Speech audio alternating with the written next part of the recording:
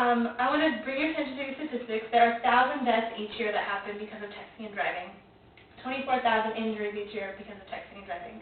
That's 1,000 people that die each year because they're trying to do more than one task at one time, rather than just focusing on one thing at a time.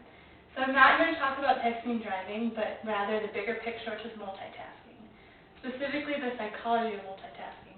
So what's going on in the mind when one tries to multitask and how that affects their performance and the outcome of it.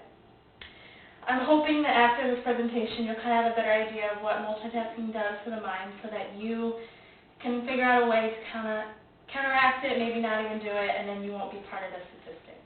Due to interference and central processing theory, deeper learning is much more difficult when someone tries to multitask, when they're doing two things at once. And I majored in psychology at Creighton. I did a research project on attention, which ties into multitasking. And I've done a lot of research about it, so that's why I'm here to talk to you about it. To first start off about multitasking, I want to focus on central processing theory. It's probably one of the biggest points that go along with the mind when you're trying to multitask. So first I want to define working memory. It's kind of the area in the brain that's responsible for storing, manipulating the information that you're receiving. So you get the information, you're encoding it into your brain, and it goes, the working memory is what receives that. And it's more short-term memory, so it's involved when you're trying to do things, as you're learning it, your working memory is going on. Central processing is kind of your thought process. It's the stages of thinking that go along, that happens after you receive the information, and then you produce a response. So receive information, you'll encode that information, you'll process it, try and figure out what's going on, and then you'll produce a response. And there's a bottleneck theory that goes along with this that says that you can only do one task at a time. You can only do the central processing one task at a time. So here's a figure to kind of demonstrate. So you have your encoding for your first task, central processing going on, and then your response. So if you're trying to do two things at once, the second task gets kind of delayed because it's waiting for that first task to process.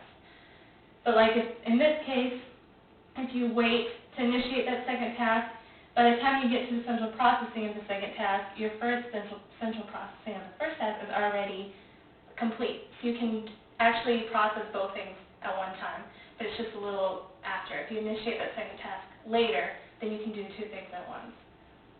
So I have a quick demonstration, so if you could just help me out. All you need to do is I'm going to show you a word, and you just need to ignore what the word says and just say the color. Don't pay attention to anything else, just say the color. And say it loud enough so everyone can hear. So, you ready? Ready. Red. Green. Yellow. Blue. Pink. Blue. Orange. Yellow. Green. Okay, so, good job. This is kind of demonstrating something called the Stroop effect. John Ridley Stroop wrote about it in his Journal of Experimental Psychology in 1935. It's just kind of showing the interference that happens when you're trying to do two things at once. Your natural first inclination is to read the word because you've been taught through experience that the colors of words don't matter. What the word says is what matters. So you're experiencing this interference because you want to just read the word, but instead but you need to focus on that color instead, and you get that interference. So you can tell, especially in that first time when the word didn't match up with the color, there's a little delayed response, just because of this whole interference that's going on. And it kind of demonstrates that you don't always have control of what you're paying attention to. You think that you do, but you can't help it. It's just through experience you've been taught other things. There's that external interference that I was talking about. It kind of compromises your working memory. And there are two categories of this interference. One is the distractors, which is kind of what you experience, that you should be ignoring it. It's an irrelevant stimuli, but you just can't help it. And then the interruptions, which is when you're given another task while you're working on one task. So you kind of interrupt that second task, and then you experience this interference going on. These researchers, Mayer and Moreno, in 2003, they discovered that there's only a certain amount of cognitive processes that can happen at one time. That once you start throwing in too much stimuli, then you just have an overload. Your brain's on overload and it can't process everything at once. And once that overload happens, you have this inability to process that deeper learning.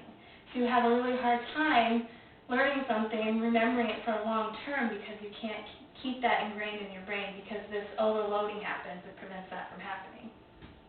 So an example that they mentioned in their article was this Junko study in 2012 that Facebook use while studying was negatively correlated to overall GPA of college students.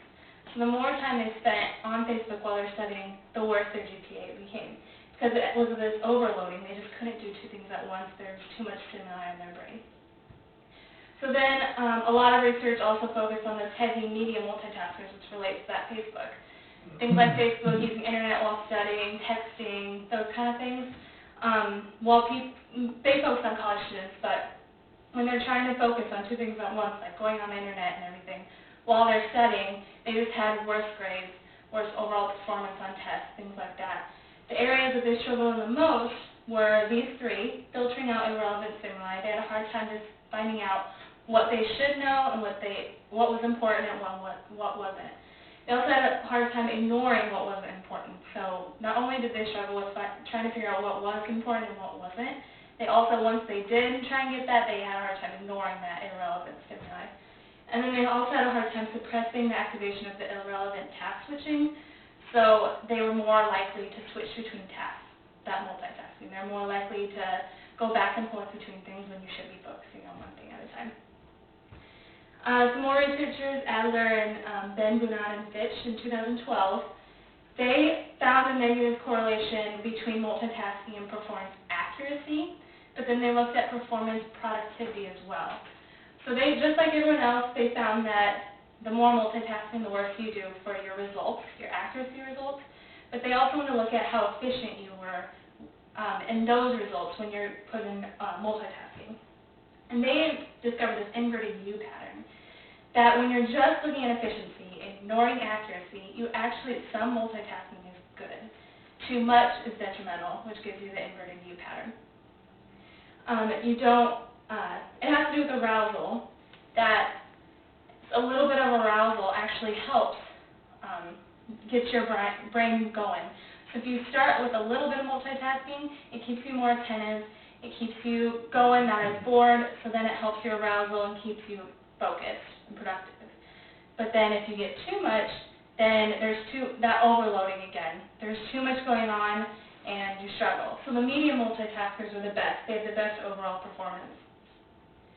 And it all has to do with this Yerkes-Dodson law, which is kind of like what I talked about. There's an optimal amount of arousal that people find. The low levels performance is improved because they have some kind of alertness.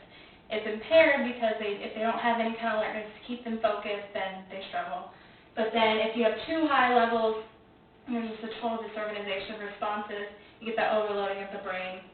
And then, so this kind of breaks it down again, just increased arousal, gives you fewer processed cues, which means you're not processing the irrelevant stimuli, so you have a better performance.